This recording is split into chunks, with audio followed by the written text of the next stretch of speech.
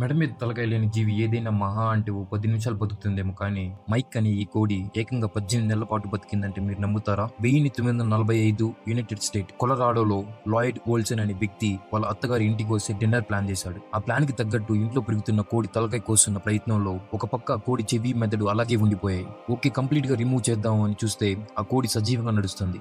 ఇంకా కొంత సమయానికి చనిపోతుందని ఓల్సన్ వెయిట్ చేస్తున్నప్పటికీ ఆ కోడి చనిపోవడం లేదు. సో ఓల్సన్ డిన్నర్ కి బదులు పెద్ద ప్లానే చేశాడు. టూ హిట్ బేబీ అని ఓ సర్కార్ స్టార్ట్ చేసి దాన్ని చూడడానికి వచ్చిన ప్రతి ఒక్కరి దగ్గర 25 సెంట్స్ కలెక్ట్ చేసేవాడు. అలా మందికి $4,500 సంపాదించేవాడు. అనుకోకుండా ఓ రోజు అర్ధరాత్రి సర్కస్ ప్లేస్ నుండి ఇంటికి వస్తున్న సమయంలో ఆ కోడికి ఊపిరి తీసుకోవడం కష్టమైంది. ఆ కోడికి ఆక్సిజన్ అందించే సిరింజులు సర్కస్ ప్లేస్ లోనే ఓల్సన్ మర్చిపోయాడు. 1947 మార్చి 17వ తేదీన మైక్ కన్ను మూసినప్పటికీ జాతీయ స్థాయిలో పేరు సంపాదించింది. ఇప్పటికీ అక్కడ Mike the headless chicken day అని ఎవ్రీ ఇయర్ డిఫరెంట్ యాక్టివిటీస్ తో సెలబ్రేట్ చేస్తూ ఉంటారు. Please subscribe for more interesting videos.